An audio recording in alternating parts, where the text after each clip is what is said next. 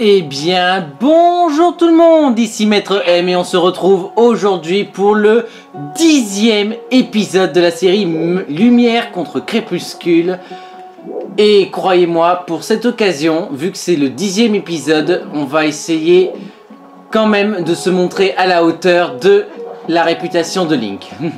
Alors rappelez-vous, dans l'épisode précédent, on a affronté les derniers insectes du Crépuscule, que du coup j'avais rebaptisé la cour du Crépuscule, étant donné que le dernier insecte que nous avons vaincu était quand même assez spécial. Et pour le coup, oui, il a été vraiment plus compliqué plus difficile à détruire que tous les autres insectes que nous avons croisés jusqu'à présent. Et aussi, à la fin, lorsque nous avons vaincu tous ces insectes, on a libéré les dernières terres du Crépuscule, ce qui signifie que là, il n'y a plus aucune terre qui soit sous le contrôle du Crépuscule. Et qu'est-ce que c'est que ça? Qu'est-ce que c'est? Oh, un humain? Je m'appelle Prune, c'est moi. Mais l'humain n'a pas besoin de moi. D'accord, ok. Ah oui, ça c'est pour ça c'est quand ce sera pour plus tard. Alors, j'en étais où? Ah oui, je disais, il n'y a plus de terre qui soit sous l'emprise du Crépuscule, ce qui signifie que, techniquement parlant, nous avons remporté toutes les victoires contre le Crépuscule. Mais il y a quand même un dernier petit souci. C'est que, voyez-vous, on a encore un cristal d'ombre à récupérer si on veut avoir une chance de vaincre Xanto, le roi des ombres. Et le souci, c'est qu'il se trouve au fond du lac Hylia, dans le dernier temple de cette série. Enfin, façon de parler. Après, voyez-vous, on n'a pas le pouvoir d'aller sous l'eau. Et je crois que pour ça, et ce sera le but de cette vidéo, c'est d'obtenir ce fameux pouvoir. Mais avant de pouvoir en arriver là, il faut quand même que nous sortions de cet endroit. Et pour ça, vous allez voir, on va faire appel à ce personnage. Je ne sais plus exactement comment il s'appelle, mais figurez-vous qu'il est notre ticket de sortie de ce lac. Hein? Les Aurats sont vivants? Moi qui pensais qu'ils avaient fini aussi de sécher que le lac. Ah oui, bah oui, bien sûr, ça c'est fait du Crépuscule, mais bon, ça a été rétabli depuis longtemps. Eh, petit gars, tu es au courant? La rumeur court qu'il y aurait un temple au fond du lac. Ah bah tiens, j'en parlais justement précédemment. Ils se donnent des grands airs avec tous leurs trucs de prière et tout ça. Et quand ça barde, il n'y a plus personne. En plus, ils vont fourrer leur temple tellement profond que les humains ne peuvent pas y aller. Ben, oh, tu es un client? Petit gars, tu arrives pile poil là-dedans. Une attraction fabuleuse qui te fait vivre un instant magique où tu traverses l'éther tel un oiseau majestueux. Cette attraction peut être tienne.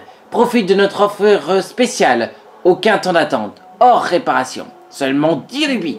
Alors mon petit gars, ça te tente? Eh ben oui. Bon choix mon petit gars. Si monsieur le client veut bien se donner la peine. Eh ben merci. Ah ça y est, je sais comment il s'appelle. Il s'appelle Tobias. Ou Tobia. Est-ce qu'il y a un S? Je sais plus. Et alors là, attention les yeux, parce que, croyez-moi, on va se préparer à un véritable vol plané. Enfin, quand même, il faut quand même le préciser. Et pour monter une cabane pareille, et avec un canon qui plus est, il faut le faire. Franchement, oh là, j'aimerais pas être à la place de Link. Ah oui aussi, un petit truc que j'avais oublié de rappeler à la fin de l'épisode. Enfin, à la fin de l'épisode précédent, on a eu le droit à un petit cours d'histoire sur la création d'Hyrule et compagnie. Et j'avais aussi rappelé que c'était encore une fois de plus un hommage à Ocarina of Time. Mais qu'on se mette d'accord tout de suite. Sans Ocarina of Time, aucun jeu, aucun Zelda actuel, enfin qui sont sortis depuis, n'aurait connu un tel succès. Il y aura toujours un fond d'Ocarina of Time dans tout ce qu'on voit. Alors franchement, voilà, c'était juste pour conclure le résumé. Eh, en parlant de ça, je viens de me rappeler quelque chose. Tu te souviens de ce que t'as demandé l'esprit de la Reine des Aurats à leur village? Tu dois chercher mon fils qui a disparu sur le chemin du château d'Hyrule. Ou un truc du genre. Elle a aussi dit que si tu le sauvais, elle te donnerait un pouvoir. Ah bah oui, bien sûr. Et oui, c'est ça notre objectif, aller sauver le prince, vu que c'est notre clé pour obtenir le pouvoir des auras. Le dernier cristal d'ombre se trouve au fond du lac Ilia. J'ai bien l'impression que ce pouvoir va nous être utile. Oui, c'est ce que je viens de dire, Midona. Mais c'est gentil de le préciser. Alors, et pour ça, on va retourner sur les plaines d'Hyrule. Et on va aller retrouver le prince des auras, qui se trouve à la citadelle d'Hyrule. En compagnie d'Iria, dois-je le préciser. Et oui, Link, tu vas revoir Iria, tu dois être content. Mais bon, on va quand même prendre le temps d'appeler Epona, surtout que le soleil commence déjà à se coucher. Attendez, hop. Alors, grâce à cette herbe, on va pouvoir appeler Epona vite fait, bien fait. Ce qui est quand même pratique. Allez. Ah oui, aussi, il y a un truc qu'on va aussi faire dans cette vidéo. Vous vous souvenez du guerrier squelette? Eh ben, on va aller lui rendre une petite visite. Parce que oui, figurez-vous que durant la chasse aux insectes, on a croisé une autre pierre qui nous permet d'invoquer le guerrier squelette. Et qui dit apparition du guerrier squelette dit nouvelle botte à apprendre. Et il se trouve, voyez-vous, que le loup du guerrier squelette se trouve ici. Oula, et en plus on se fait tirer dessus pendant qu'on y est. Mais on ne perd pas de temps non plus, hein. On s'en occupera une fois qu'on aura appris la nouvelle botte. Alors, voyons un peu ce que tu vas nous apprendre, guerrier squelette. Bienvenue parmi nous. Nous nous retrouvons. Tes actes ont allégé les souffrances d'Hyrule, mais il est encore trop tôt pour penser à la victoire. Il te faut te préparer à affronter des ennemis encore plus redoutables. Es-tu prêt à poursuivre ton entraînement? Oui. Fort bien. Avant toute chose, prouve-moi que mes enseignements n'ont point été vains. Montre-moi ta maîtrise de la charge bouclier. Allez, déferre ta lame et viens croiser le fer. Tu ne peux me navrer, inutile donc de retenir tes coups. Alors, c'est parti. Non. Et voilà. Satisfait? Me voilà rassuré. Je vois que tu n'as point oublié mes enseignements. Sur ce, passons à l'étape suivante de ton entraînement. Je vais t'enseigner la botte du coup à revers. Oula! Le coup à revers. Ça va faire mal. Certains ennemis se protègent non seulement d'un bouclier, mais aussi d'une épaisse armure qui rend la charge bouclier vaine. Mais certains de ces ennemis, bien qu'invulnérables de front, souvent présentent sur leurs arrières une faiblesse dans leur cuirasse. Fixe l'ennemi avec Z, passe sur A de manière répétée en appuyant sur... en utilisant le joystick, jusqu'à te trouver dans son dos, puis frappe en plein bond. Eh oui, pas mal. Voici ce qu'est qu'un coup à revers. À ton tour maintenant.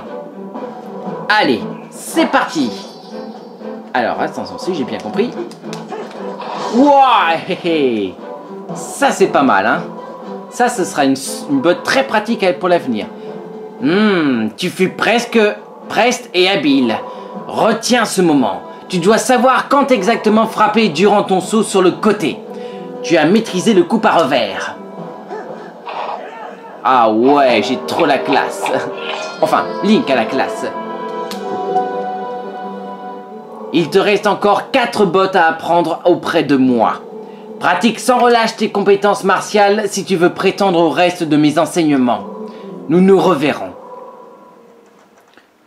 En tout cas, j'étais très content de te voir, guerrier squelette. Mais mine de rien, cette 3e botte, elle va quand même être très pratique pour l'avenir parce que, croyez-moi, il y aura certains ennemis qui seront vraiment invulnérables face à certaines attaques traditionnelles ou même à d'autres bottes qu'on apprendra plus tard. Et croyez-moi, cette botte-là, elle va nous sauver la vie plus d'une fois. Oh non, pas lui. Monsieur Link, où êtes-vous? Encore le facteur. J'espère que tu as un truc important à me dire. Hein. Oh, le voilà, Monsieur Link. J'ai du courrier pour vous. J'ai 2 lettres pour vous, Monsieur Link. Encore 2? Et il s'exagère un peu. Hein. Maintenant, moi je repars. À plus. C'est ça, continue de distribuer ton courrier. Et nous, on va quand même prendre le temps d'y jeter un... Non, pas sauvegarder. Ça, ce sera pour plus tard. Alors, ah, ça c'est cramé. Alors attendez. J'ai finalement terminé mon nouvel modèle de bombe, une bombe qui explose sous l'eau. Ah, ça c'est une bonne nouvelle. Et oui, on va en avoir besoin lorsqu'on ira explorer le temple, enfin, certainement au prochain épisode. Et ça c'est quoi? L'office de tourisme de l'année présente de fabuleuses attractions. Ah bah oui, maintenant qu'on a libéré les terres du crépuscule, forcément, les attractions de ces terres sont disponibles. Alors on a... les rapides de Lise, ah ça c'est bien pour gagner plus de bombes.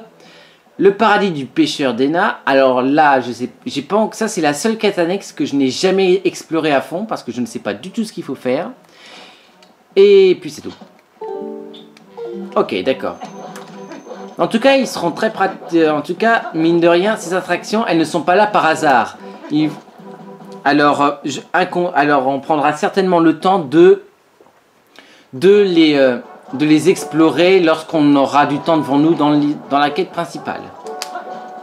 Mais pour l'heure, on doit aller secourir le prince Lard, parce que si mes souvenirs sont bons, il est très gravement blessé. D'ailleurs, c'est pas que mes souvenirs soient bons, c'est qu'ils nous l'ont dit dans les 2 épisodes précédents. Donc forcément... Alors, normalement, voilà.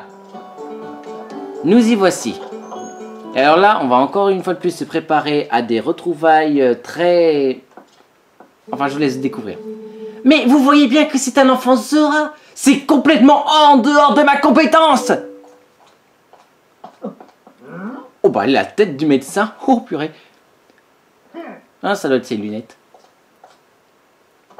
Docteur, si rien n'est fait pour sauver cet enfant, il va... Oh, mais c'est Ria. Oh là là. Elle est même prête, même pas. Ah, attendez. Oh, oh. Ah d'accord. Rien du tout. Même pas... Mais rien du tout. Voilà qui ne nous arrange pas. Apparemment, un docteur humain ne fait pas l'affaire. Ah bah regardez ce pauvre lard. Il est complet... Ah ouais, dis donc, il a reçu un truc en pleine poitrine. Ouh. Il nous reste encore une chance. J'ai entendu parler d'un prêtre à Cocorico du côté d'Ordine qui soignerait des Zora et des Gorons. Eh, mais c'est le père Reynald.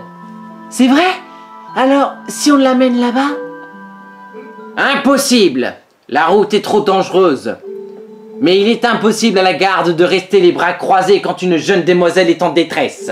Nous allons vous escorter. Pas vrai, les gars? Ah bah, c'est maintenant qu'ils se décident à se bouger le cul, ceux-là. Une petite seconde.